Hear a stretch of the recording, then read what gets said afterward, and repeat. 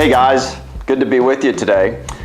In this very room that I'm sitting in today, just a few years ago, I had my first interview. And it wasn't a media interview, it wasn't for a video blog like this.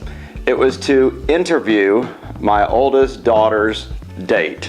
And I've been doing that for my kids' dates ever since.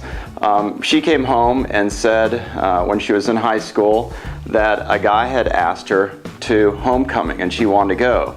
And I explained to her, as I explained years before that anytime anyone would like to spend time with her, that they would need to be interviewed by me first. So this young guy comes in a little bit scared, I think, and he comes in and sits actually in this chair and I'm in the couch right where you're sitting. And I started talking to him. I just kind of broke the ice and made him feel a little bit comfortable, and his dad actually came with him too, and I think he was getting a kick out of it. But just had a good time talking to him. And then I asked him the question. I said, John, and I'll use that to protect the innocent. I said, John, what if I gave you $1 million? What would you do with it? And he sheepishly looked at it and said, well, Mr. Merrill, I think I'd put it in the bank and I'd keep it safe and I'd protect it. And I said, well, that's a good answer. I think that would be very good to do. Well, let me help you understand something, John. My daughter is priceless. There's nothing more valuable to me in the world than my daughter, my children, my family. And so I would expect you to protect her even more, to keep her secure and to keep her safe, and make sure that you honor her as well.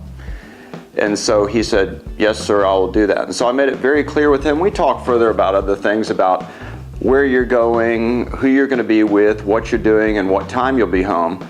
But the most important thing I wanted him to understand was that my daughter was priceless. And that message got across to him. Well, what I'd like to do now is to share with you some interviews of some interns from our office who will give you their take and their spin on this and how they were prepared by their parents to start a relationship.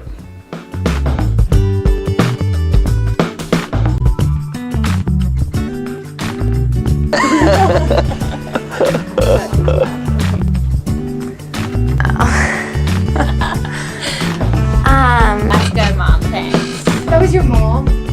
My mom, she told me that a man who finds a wife finds a good thing. So she told me, like, while you're single, don't worry about trying to find the right person. Like, try to become a good thing. Like, learn not just skills, learn values, learn who you are, and just develop as a person, and you know, search for someone who loves the Lord. Well, I would say it was more of my mom than my dad that prepared me for dating. Just situations on what she went through when she was in middle school and high school, and just things that I could relate to. My parents taught me about dating, that I should date someone who has common interests and common values, and also that I should be friends with the person first, and I should just be able to be myself with the person.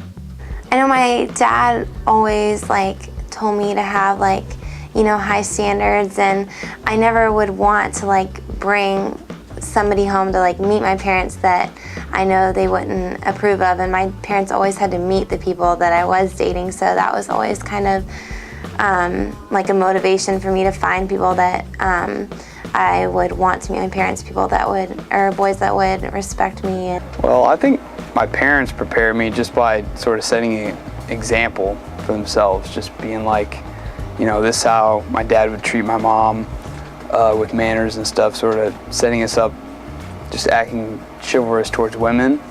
And then my parents sort of sat me down when I started dating, saying, all right, this is what you want to look for in a future wife. Whatever you don't like with the girl you're with now, keep that in mind, and be like, the next girl you're going to date, you know, sort of see what traits you like for a future wife.